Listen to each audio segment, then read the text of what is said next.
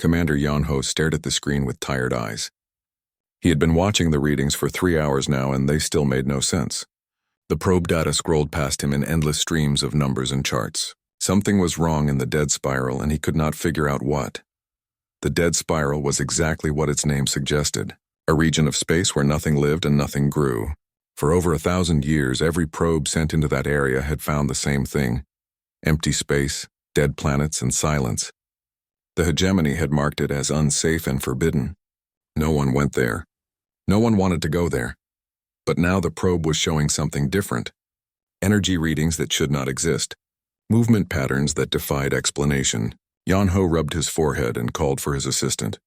"Bring me the backup data from probe 77 Alpha," he said, "and get me a cup of that bitter coffee from the machine." His assistant, a young woman named Sumin, hurried to comply. She returned with both items quickly, her face showing the same confusion that Yan-Ho felt. "Sir," she said, "I have been looking at the readings too. This does not match anything in our databases." Yan-Ho nodded and took a sip of the terrible coffee. It tasted like metal and regret, but it would keep him awake. He pulled up the energy signature analysis on his main screen. The patterns were unlike anything he had seen in 20 years of intelligence work. "Run a comparison against all known technologies," he ordered. "Include the old archives. Everything we have on file about every species we have ever encountered." Sumin's fingers danced across her control panel. The computer systems hummed and whirred as they processed the request. Minutes passed. Then an hour. Finally, the results appeared on screen. No matches found. "That is impossible," Yan-Ho muttered. "We have records of 17 different spacefaring civilizations. Someone has to use technology that creates patterns like these." He stood up and walked to the large display wall that showed a map of known space. The dead spiral sat at the edge of everything, a dark blotch on the otherwise bright tapestry of inhabited systems. For centuries it had been a reminder of how dangerous the universe could be. Now it was becoming something else entirely. "Sumin, send a priority message to command. Tell them we have an anomaly that requires immediate attention." As his assistant sent the message, Yan-Ho continued studying the data. The energy readings were massive.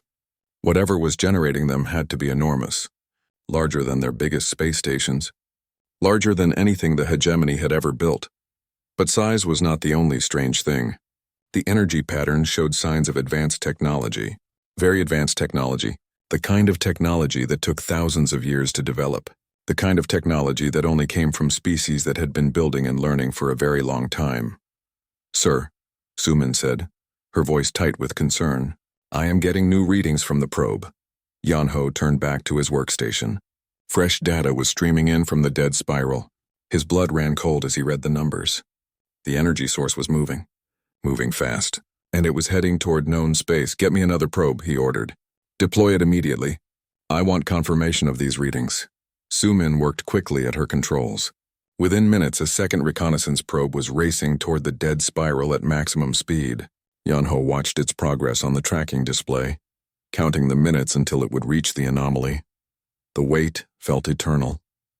Yan-Ho paced back and forth behind his workstation, drinking more of the awful coffee and trying to make sense of what he was seeing. Sumin checked and rechecked the probe systems, making sure everything was working properly. Finally, the second probe reached the edge of the dead spiral. Its sensors activated and began scanning the area. Within moments, new data began flowing back to their station. The readings were identical to the first probe. Whatever was out there was real. It was big. It was advanced. And it was definitely moving toward inhabited space. "Sir," Sumin said, her voice barely above a whisper, "look at this." She transferred her readings to Yan-Ho's main screen.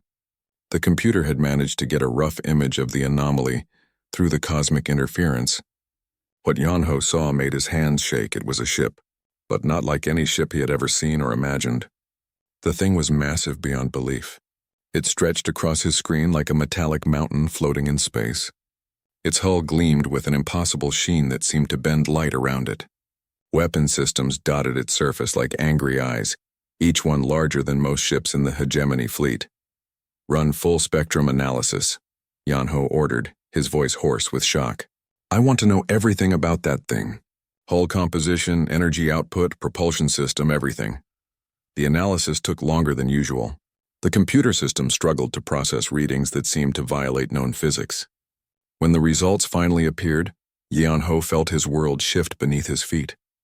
The ship was using technologies that should not exist. Its hull was made from materials that their databases could not identify. Its energy output exceeded that of small suns. Its propulsion system operated on principles that made no sense according to current scientific understanding. "Who built this thing?" Sumin whispered. Yeon-ho stared at the image of the massive vessel. In all his years of intelligence work, he had never encountered anything like it. The ship represented a level of technology that surpassed anything in known space. It was beautiful and terrifying at the same time. "I do not know," he admitted, "but we need to find out, fast." He opened a direct communication channel to Hegemony Command. This was far beyond what his small intelligence station could handle. This was a matter for the highest levels of government and military leadership. As he waited for the connection to establish, Yeon-ho watched the massive ship continue its journey toward known space. Whatever species had built it, they were about to make contact with the galaxy, and based on the size and power of their vessel, Yeon-ho doubted it would be a peaceful meeting. The dead spiral was dead no longer. Something ancient and powerful was stirring in that forgotten region of space, something that could change everything the galaxy thought it knew about itself. And it was coming their way. The emergency meeting was called at the highest level of security. The Galactic Hegemony Council chamber had seen many crises over the centuries, but never one like this. 7 different alien species sat around the circular table, their various forms creating an odd collection of shapes and colors in the dim lighting. Ambassador Sang-min of the Ethereal Union was the first to speak. His tall, thin frame cast long shadows as he stood to address the council. The Ethereals were known for their calm nature and logical thinking, but today Sang-min looked worried. "We cannot ignore what our intelligence teams have discovered," he said in his soft voice. "Something massive has emerged from the dead spiral, something that defies our understanding of what is possible." War Speaker Dae-jin slammed his heavy fist on the table. The representative of the militant hierarchy was built like a living tank, with thick armor plates covering his body and fierce red eyes that glowed in the low light. "This is clearly a threat," Dae-jin growled. "We should mobilize our fleets immediately and prepare for war. Whatever this thing is, we cannot let it advance into our territory unchallenged." Other council members began talking at once. The chamber filled with a mixture of clicks, whistles, and various alien languages as each species tried to make their voice heard. Fear and confusion spread through the room like a virus. Ancient archiver Hye-jin raised one of her forearms for silence. The eldest member of the council belonged to a species that lived for thousands of years and served as the keepers of galactic history. Her skin was pale blue and covered with intricate patterns that showed her great age and wisdom. "Before we make any decisions," she said in her crackling voice, "we must understand what we are facing. I request access to the deepest archives. There may be historical records that can help us." The council voted to grant her request. While Hye-jin worked with her assistants to search through ancient files, the other members continued to debate what should be done. Some wanted to send diplomats. Others demanded military action. A few suggested hiding and hoping the threat would go away. Hours passed as arguments flew back and forth across the council chamber. Finally, Hye-jin returned with a small team of archive assistants carrying old data storage devices. Her expression was grim as she connected the ancient technology to the council's display systems. "What I have found will disturb you all," she announced. "The records are old and many have been damaged or deliberately obscured.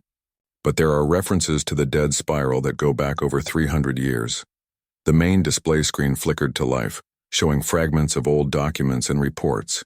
Most were badly corrupted, but some text was still readable." Hye-jin pointed to specific sections as she spoke. The dead spiral was not always called by that name. In older records, it was referred to as the quarantine zone. There are multiple references to a species that was isolated there for what the records call the safety of all civilized worlds. A chill ran through the chamber. Ambassador Sang-min leaned forward in his chair, his eyes fixed on the ancient documents. "What species?" he asked. "What were they called?" Hye-jin manipulated the controls, bringing up more fragments of text. One word appeared again and again in the old reports, sometimes complete, sometimes broken, but always recognizable. "Human," she said quietly. They were called humans. The council chamber fell into complete silence. Every member stared at the word on the screen. Most had never heard the term before. Those who had knew it only from the oldest stories and legends. War Speaker Dae-jin was the first to break the silence. I have never heard of this species. If they were quarantined, what happened to them? Hae-jin continued searching through the files. More documents appeared on the screen, each one adding pieces to a puzzle that had been hidden for centuries. The records suggest they were contained behind some kind of barrier system. The documents refer to isolation protocols and containment measures. It appears that our predecessors found this human species to be dangerous in some way. Dangerous how? Asked Sungmin. The records are not clear, Hae-jin admitted. But there are references to unusual technological development, rapid adaptation, and something called destructive creativity, whatever that means. It frightened our ancestors enough to lock an entire species away from the rest of the galaxy. The implications began to sink in. If the massive ship that had emerged from the dead spiral belonged to these humans, then the containment had failed. A species that had been imprisoned for 3 centuries was now free, and they possessed technology that surpassed anything in known space. We need more information, declared Sang-min. I propose we send a stealth fleet to investigate. We must learn what we are dealing with before making any major decisions. Dae-jin nodded his approval. Agreed, but it must be our most advanced fleet. If these humans are as dangerous as the old records suggest, we cannot take any chances. The council voted unanimously to dispatch their finest stealth vessels to the dead spiral.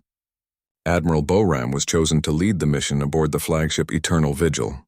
She was known throughout the galaxy as one of the most skilled military commanders in hegemony history. As preparations began for the fleet deployment, Hae-jin continued studying the ancient records. What she found in the deepest files made her hands tremble.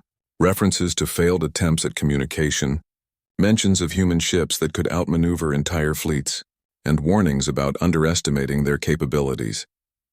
The most disturbing discovery was a single line from a report written over 200 years ago. Recommendation stands that human containment be maintained indefinitely. Species shows continued technological advancement despite isolation. Threat level remains extreme. Hae-jin looked up from her research at the other council members who were busy planning their response to what they still thought might be a manageable situation. She wondered if they truly understood what they were about to face. The humans had been locked away for 3 centuries, hidden from the galaxy and forgotten by most, but they had not been idle during their imprisonment. If the massive ship was any indication, they had been preparing for this moment for a very long time. Admiral Boram's fleet would launch within hours, heading toward a confrontation that would change the galaxy forever. None of them knew that they were about to meet a species that had spent 300 years planning their return to the stars. Admiral Boram stood on the bridge of the Eternal Vigil and watched the stars through the main viewing screen. Her stealth fleet had been traveling for 2 days toward the dead spiral, and they were finally approaching the edge of the Forbidden Zone. 20 of the hegemony's most advanced ships moved through space like silent shadows, invisible to most detection systems. Boram was a veteran of many conflicts. She had commanded fleets in 3 different wars and had never lost a single engagement. Her dark blue skin showed the ritual scars of her people, each one representing a victory in battle. But today she felt something she had rarely experienced in her long military career: uncertainty. Admiral, called her sensor officer, a young male named Jun-woo. We are detecting the same energy readings that Commander Yan-ho reported. The signatures are getting stronger as we approach. Boram nodded and moved to the sensor station. The readings were unlike anything in her experience. The energy patterns were massive and complex, suggesting technology far beyond what any known species possessed. Maintain stealth protocols, she ordered. I want us completely invisible. Whatever is out there, I do not want it to know we are coming. The fleet continued its approach toward the source of the energy signatures. As they drew closer, the readings became more intense. Boram could see her crew becoming nervous as the numbers on their screens climbed higher and higher. Then space itself began to change. It started as a small ripple in the darkness ahead of them, like a stone dropped in still water. But the ripple grew larger and more violent with each passing second. The stars seemed to bend and twist around a central point, creating patterns that hurt to look at directly. What is that? Whispered the navigation officer. Before anyone could answer, space tore open like fabric being ripped apart. A hole appeared in reality itself, edges crackling with energy that made their instruments scream warnings. Through the tear, they could see something that defied understanding. It was a ship, but calling it a ship was like calling a mountain a rock. The vessel that emerged from the dimensional rift was so large that Boram's mind struggled to process its size. 50 kilometers from front to back, the massive craft dwarfed everything in her fleet combined. By all the ancient gods, Boram breathed. What have they built? The human warship was beautiful and terrifying at the same time. Its hull gleamed with a metallic finish that seemed to shift and change colors as they watched. The surface was not smooth like most ships, but covered with complex geometric patterns that made the eyes water when viewed too closely. Weapon systems dotted the hull like the eyes of some enormous predator. Each weapon mount was larger than Boram's flagship. Energy conduits ran along the ship's surface, pulsing with power that made their sensors struggle to measure the output. On the bridge of the human vessel, Infinite Dawn, Captain Tejo looked out at the alien fleet that thought it was hidden. He was a man of average height with kind eyes and graying hair at his temples, but those who knew him understood that his gentle appearance hit a mind sharp as any blade. Communications Officer Sujin, he said calmly, "Are you picking up their transmissions?" Sujin looked up from her station. She was young for such an important position, but her skills with alien languages were legendary among the human fleet. Her fingers moved across holographic controls that would seem like magic to the watching aliens. "Yes, sir," she replied. "They are using standard hegemony military frequencies. Their stealth systems are quite good, but not good enough to hide from us." Captain Tejo smiled slightly.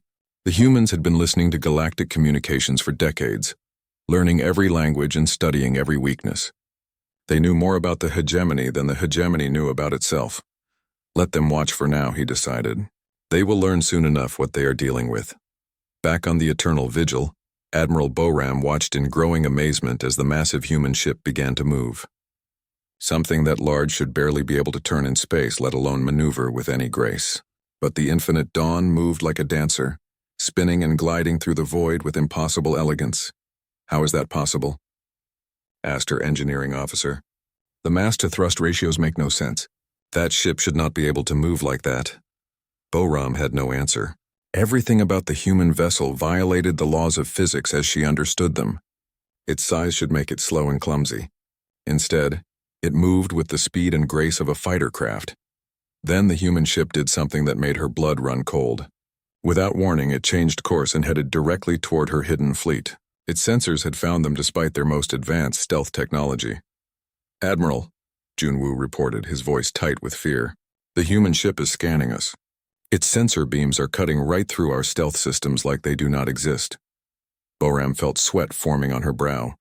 In 30 years of military service, she had never encountered technology this advanced. The humans had been locked away for 3 centuries, but they had clearly not wasted their time in isolation.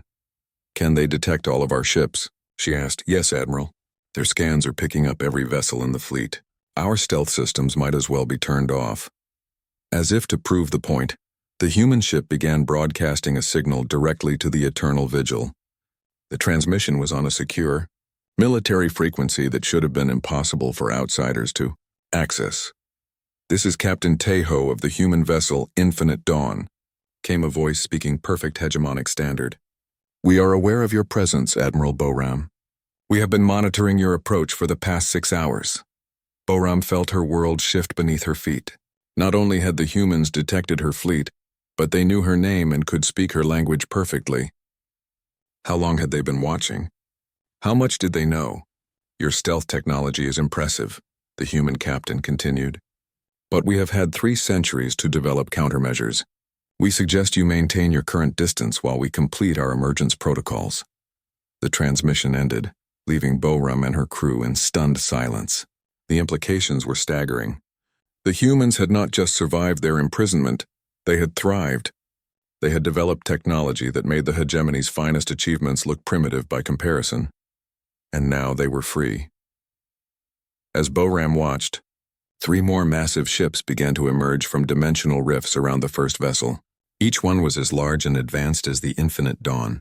The human fleet was revealing itself to the galaxy, and there was nothing she could do to stop it. The age of human isolation was over. Whatever came next would change the galaxy forever. Captain Tejo walked slowly around the command bridge of the Infinite Dawn, watching his crew work at their stations. The bridge was a marvel of human engineering, with holographic displays floating in the air and control systems that responded to both touch and thought. Everything was designed for maximum efficiency and speed. His crew had trained for this moment for their entire lives. Each person on the bridge represented the best of humanity, chosen from millions of candidates across dozens of hidden colonies. They had spent years learning alien languages, studying galactic politics, and preparing for the day when humanity would reveal itself to the universe. That day had finally come. "Status report," Tejo requested. His voice calm despite the magnitude of what they were about to do. Lieutenant Commander Minsu looked up from the tactical station. "All 4 ships are in position, sir. The alien fleet is maintaining its distance. They appear to be waiting for us to make the first move." Communications Officer Sujin turned in her chair to face the captain. "Sir, I am monitoring communications across 17 different star systems. Word of our emergence is already spreading through their networks. They are very confused and very scared." Tejo nodded. Fear was expected. The galaxy had forgotten about humanity, convinced that they were either extinct or safely contained. The appearance of 4 massive human warships using impossible technology was bound to cause panic. "Any word from Earth?" he asked. "President Kyung-ho sent his final authorization 1 hour ago," Sujin replied. "The Global Defense Council has voted unanimously. We are cleared to proceed with the Revelation Protocol." Tejo felt a weight settle on his shoulders. The decision to reveal humanity to the galaxy had not been made lightly. For 3 centuries, his people had lived in secret, building their strength and waiting for the right moment. That moment was now. He moved to his command chair and activated the ship's main communication array. The system was powerful enough to broadcast across half the galaxy, ensuring that his message would reach every inhabited world within hours. "Open a channel on all frequencies," he ordered. "I want every alien in known space to hear this." Sujin's fingers danced across her controls, setting up the broadcast. Within moments, she gave him a thumbs-up signal. The channel was open and transmitting. Captain Tejo took a deep breath and began to speak. "This is Captain Tejo of the human vessel Infinite Dawn," he said in perfect hegemonic standard. "I am addressing all military forces in this sector and all governments within range of this transmission." He paused for a moment, knowing that his next words would change everything. "You have 36 hours to remove all military vessels from this sector. This is not a negotiation. This is not a request. This is a statement of fact. Any military ships remaining in this area after the deadline will be considered hostile and dealt with accordingly." The message was simple, direct, and absolutely terrifying to anyone who heard it. A single unknown ship was ordering the entire galactic military to retreat from an area of space. The audacity of it was breathtaking. Tejo continued his broadcast. "We are the human species. We have returned to claim our rightful place in this galaxy. We have been watching you. We have been learning from you. And we have been preparing for this day." On the bridge of the Eternal Vigil, Admiral Boram listened to the human transmission with growing horror. The implications of what she was hearing struck her like physical blows. "They have been watching us," she whispered to her communications officer. "How long? How much do they know?" Communications specialist Miso worked frantically at her station, trying to establish a diplomatic channel with the human ship. Every attempt was met with silence. The humans were not interested in conversation. "Admiral," Miso reported, "I cannot reach them.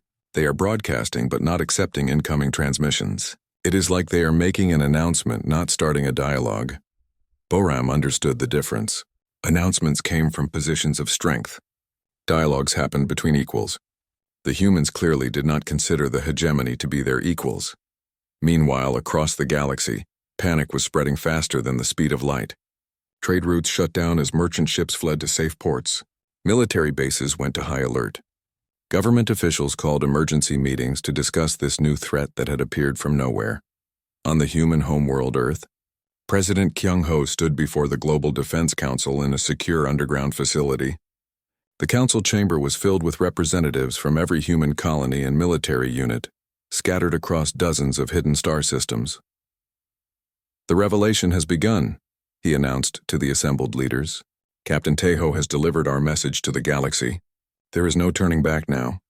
The council members sat in thoughtful silence. Many of them were old enough to remember the stories their grandparents told about the first alien contact, how humanity had been judged and found wanting, how they had been locked away like dangerous animals and forgotten. "What are the projected responses?" asked Admiral Inho, commander of the Second Human Fleet. "Intelligence estimates that the hegemony will attempt diplomacy first," President Kyung-ho replied. "They will try to understand what we want and whether we can be negotiated with. When that fails, they will likely resort to military action. And we are prepared for both possibilities?" asked Dr. Jimin, the head of human xenobiology. "We have been preparing for 3 centuries," the president answered. "Our technology surpasses theirs by several generations. Our ships are faster, stronger, and more advanced than anything they possess. Most importantly, we understand them far better than they understand us." Back in space, Admiral Boram faced an impossible decision. Her orders were to investigate and report back to the Hegemony Council, but the humans had given her 36 hours to leave the area. Should she retreat and appear weak, or stay and risk a confrontation with ships that clearly outmatched her fleet? The decision was made for her when 3 more human vessels emerged from dimensional rifts around her position. Each ship was as massive and advanced as the first 4. 7 human warships now surrounded her fleet, their combined presence causing gravitational anomalies that registered on sensors across multiple star systems.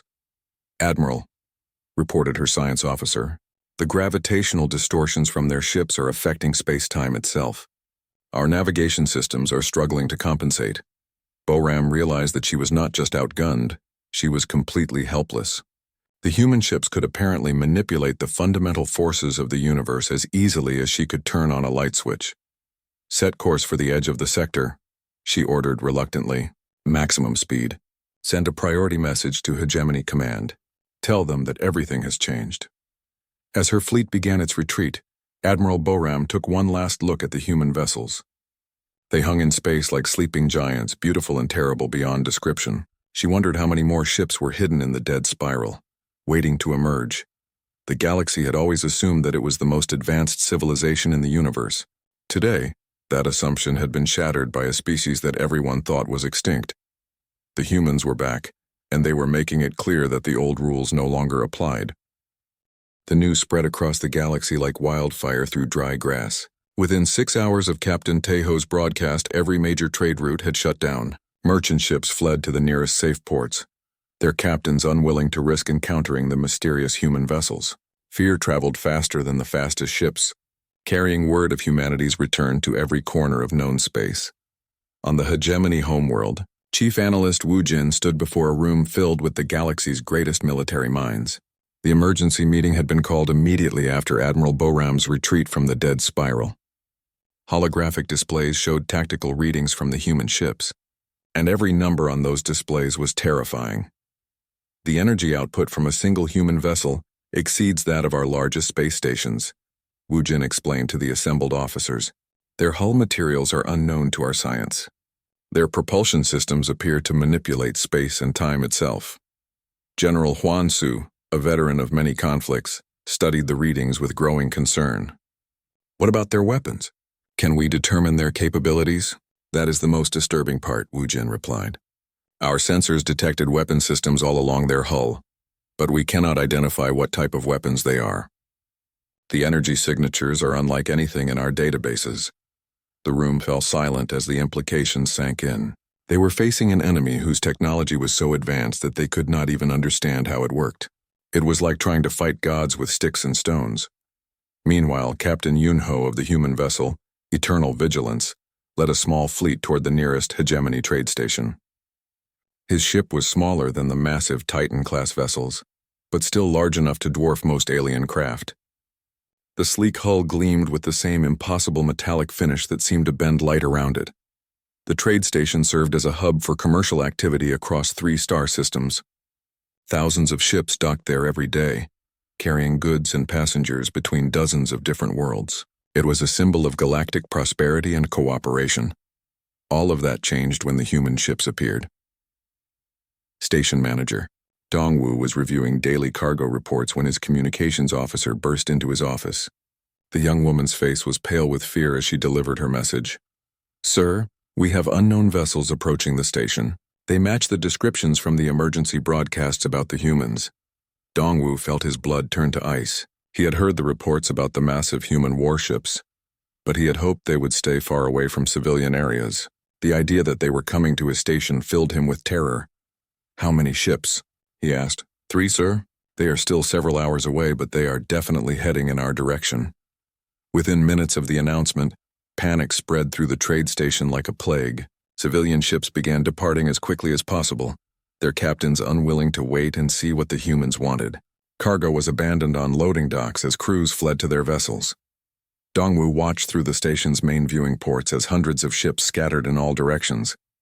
In 30 years of managing the station, he had never seen anything like it.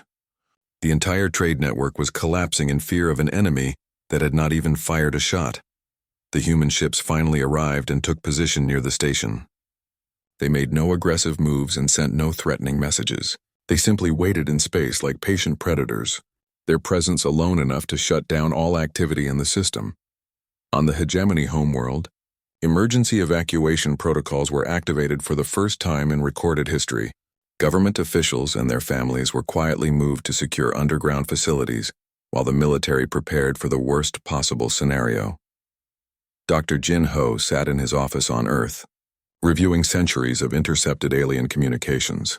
As humanity's leading expert on galactic politics, he had spent decades studying the species that had imprisoned his people.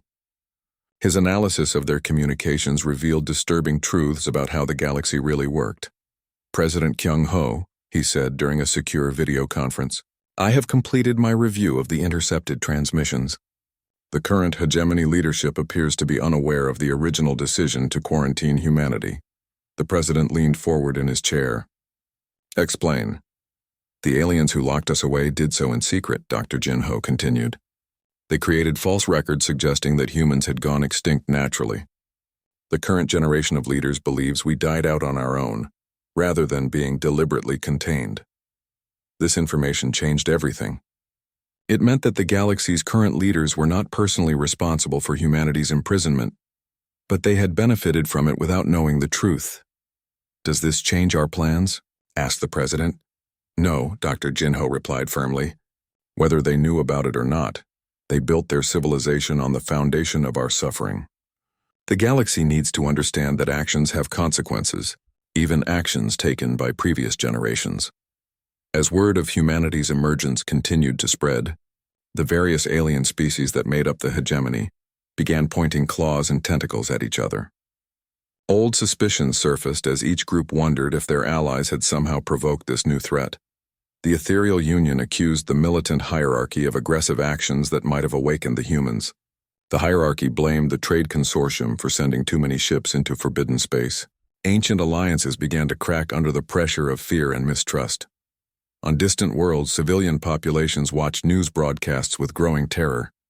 The humans were described as a species with technology beyond understanding and intentions that remained completely unknown. Wild rumors spread about human capabilities, each story more frightening than the last. Some claimed that human ships could travel instantly across the galaxy. Others said they could destroy entire planets with a single weapon.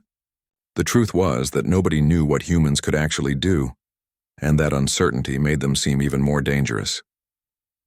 Captain Yun-ho observed all of this from his position near the trade station. His orders were simple: maintain position and wait. The humans were not trying to conquer the galaxy through force. They were conquering it through fear. "Sir," reported his communications officer, "we are receiving hundreds of requests for diplomatic contact from various alien governments. They all want to know what we want and what we are planning to do." "Send the same response to all of them," Captain Yun-ho ordered. "Tell them that humanity will make our intentions clear when we are ready. Until then, they should prepare themselves for a new reality." The galaxy was learning what it meant to be helpless in the face of superior technology. For 3 centuries, the various alien species had enjoyed their position as the most advanced civilizations in known space. Now they were faced with the humbling realization that they were children playing with toys compared to what humanity had achieved. The old order was crumbling, and there was nothing they could do to stop it. The humans had returned, and the galaxy would never be the same again. Commander So-Jin stood on the bridge of the human vessel Dawn's Promise, watching as her ship approached the neutral meeting point.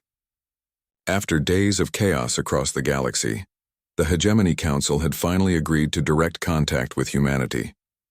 The meeting would take place in empty space, far from any inhabited worlds or military installations. So-Jin was chosen for this mission because of her expertise in alien psychology and her calm demeanor under pressure.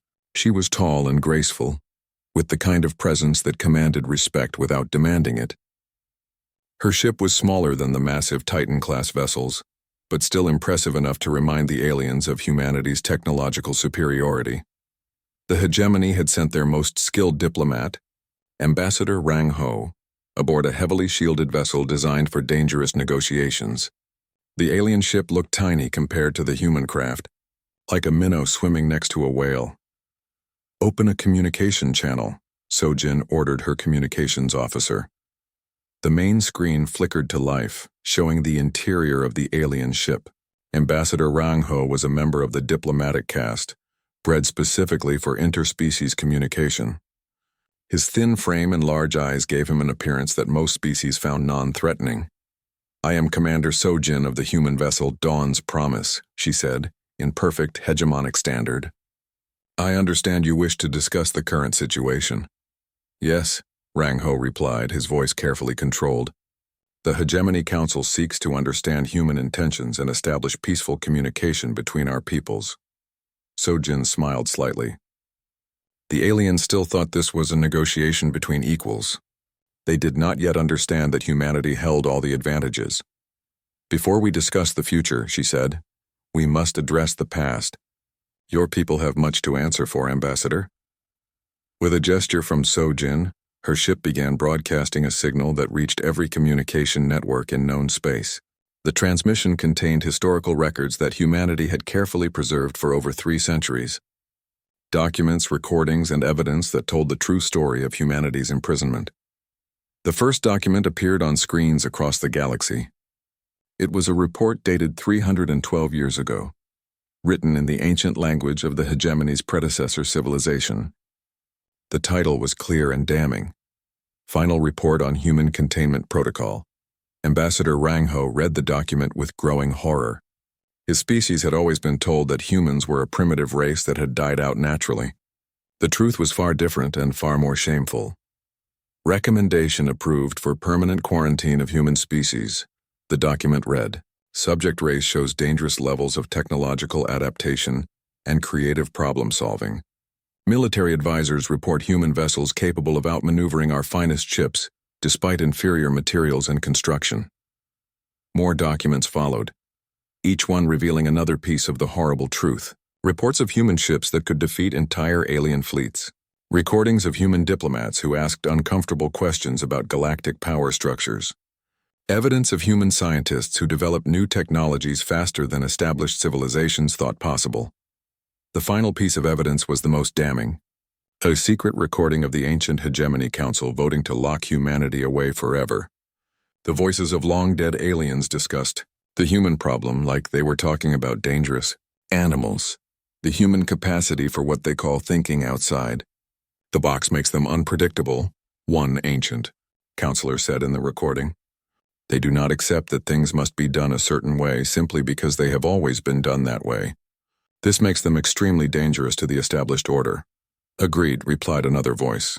"We have built our civilization on stable, predictable progress.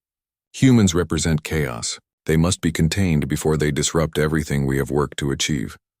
Across the galaxy, alien populations watched these revelations with shock and shame. The great civilizations they had been taught to revere had committed an act of genocide against an entire species simply because humans were too creative and adaptable. Chancellor Young Ho of the current Hegemony government watched the broadcast from his emergency bunker. He was a decent leader who had always tried to do what was best for his people. Learning that his civilization was built on such a foundation of injustice made him feel sick. "How many of our people knew about this?" he asked his advisors. "None of the current leadership," replied his chief aide. "The records were classified at the highest levels and deliberately hidden. Even our historians were not told the truth." Young Ho realized that his entire government was complicit in a crime they had not even known they were committing. Worse, they had benefited from humanity's suffering for centuries while believing themselves to be the good guys. Back on the human ship, Commander So-Jin continued her broadcast. She showed the galaxy how humans had been trapped behind artificial barriers that prevented them from leaving their home system. Energy fields that blocked their ships and communication jammers that isolated them from the rest of the universe. But the most shocking revelation was what humans had accomplished during their imprisonment. Cut off from galactic trade and resources, they had been forced to become completely self-sufficient. This isolation had driven them to develop technologies that made the rest of the galaxy look primitive. "We learned to manipulate matter at the atomic level," So-Jin explained to her horrified audience. "We developed power sources that tap directly into the fabric of space and time. We created ships that can fold reality around themselves to travel faster than light, without using your crude jump drives." The demonstrations that followed left the galaxy speechless. Human ships performed maneuvers that violated every known law of physics. They created temporary black holes for propulsion. They shifted partially out of normal space to avoid detection. They manipulated gravity itself like it was clay in the hands of an artist. Captain Minho of the Human Fleet's Tactical Division provided the final demonstration. His ship, the Inevitable Dawn, showed the aliens what humanity could do when they stopped holding back. The vessel seemed to fold in on itself, becoming a point of light that moved faster than anything the aliens had ever seen. It appeared simultaneously in 17 different locations around the meeting point, each image solid and real. Then all the copies converged back into a single ship, as if nothing unusual had happened. "We call it quantum multiplication," Commander So-Jin explained calmly. "Our ships can exist in multiple locations at the same time. We have had 3 centuries to perfect technologies that your people cannot even imagine." Ambassador Rang Ho stared at the display in complete bewilderment. Everything he thought he knew about the universe had just been proven wrong.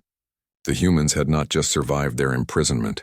They had used it to become something beyond the galaxy's wildest nightmares.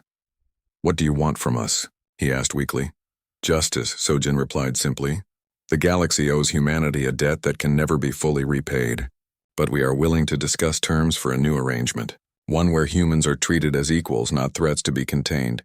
The age of human imprisonment was over. The age of human dominance was about to begin." 3 months had passed since humanity revealed itself to the galaxy. The Hegemony Council chambers looked very different now. Where once 7 alien species had gathered to make decisions for the galaxy, now 8 representatives sat around the circular table. The newest member was Ambassador Ji-Ho, Earth's first official representative to the galactic community. Admiral Seok-Ho stood before the assembled council, his uniform bearing the insignia of the United Earth Defense Force. Behind him on the main display screen was a map of known space, but the borders had changed dramatically. Large sections that had once been marked as hegemony territory now showed different colors. "The restructuring of galactic territories is proceeding smoothly," Seok-Ho reported to the council. "Trade routes are reopening under the new security arrangements. Human patrol fleets are maintaining peace in sectors that were previously considered too dangerous for civilian traffic." Chancellor Young Ho listened with mixed emotions. Part of him was grateful that the transition had been relatively peaceful. Humanity could have destroyed the existing order completely, but instead they had chosen to reshape it. Still, the changes were difficult to accept. "What about the reparations?" asked War Speaker Dae-Jin. The militant alien looked uncomfortable discussing payments rather than battles, but even he understood that war with humanity would be suicide.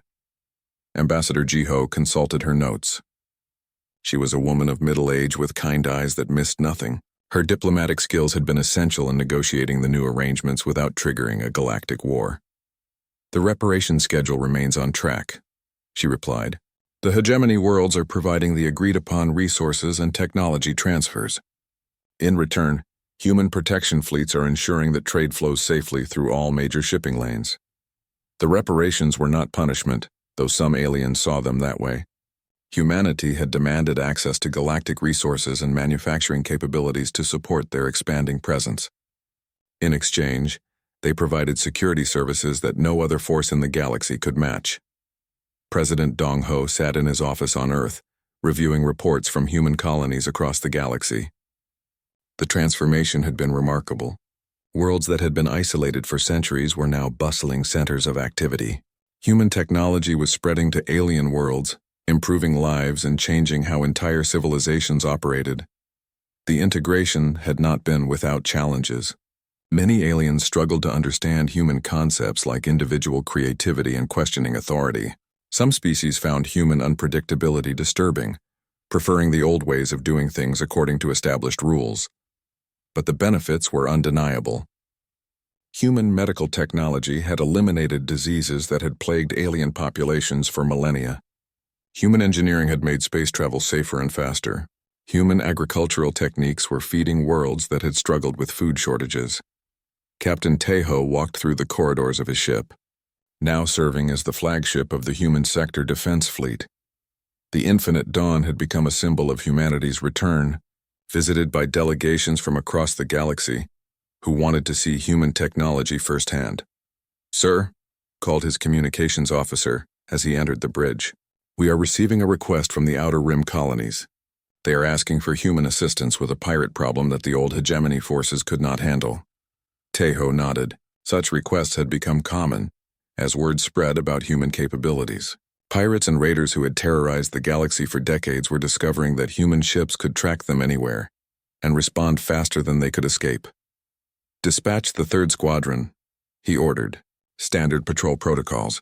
Capture if possible, but do not let them escape to threaten innocent civilians." The captain moved to the main viewing screen and looked out at the stars. Somewhere out there, alien children were growing up in a galaxy where human protection meant they could sleep safely at night. It was a responsibility he took seriously. Ambassador Jiho returned to her quarters after the council meeting and activated a secure communication link to Earth. President Dong Ho appeared on her screen, looking tired but satisfied with the progress reports. "How are they adapting to the new reality?" he asked. "Better than expected," Jiho replied. "The younger generations of aliens seem more willing to accept change. They are curious about human culture and eager to learn from our technologies. It is the older leadership that struggles with accepting our authority. And the resistance movements? Minimal and poorly organized. A few groups still believe they can somehow return to the old ways, but they have no real support. Most aliens understand that the galaxy is safer and more prosperous under the new arrangement. The new arrangement was simple, but effective. Humanity controlled the most advanced military technology and used it to maintain peace.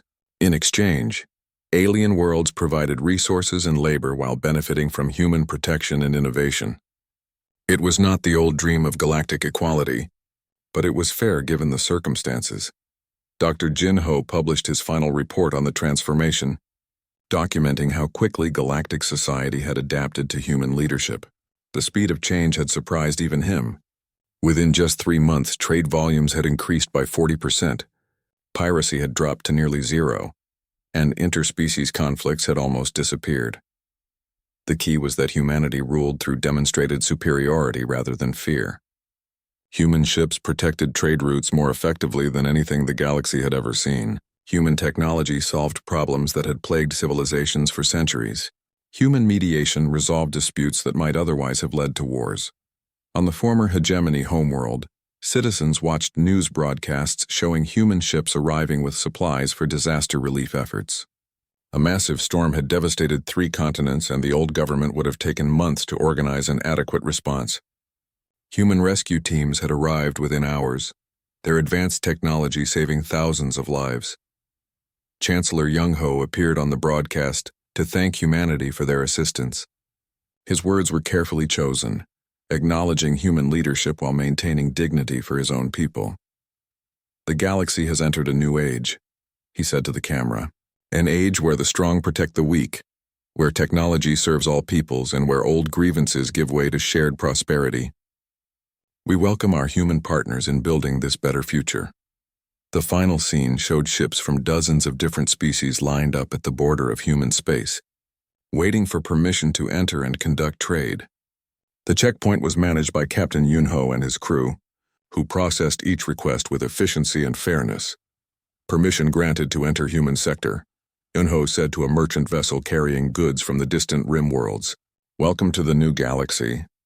The merchant ship, piloted by aliens who had never seen a human before the Great Revelation, transmitted their thanks, and proceeded into human space.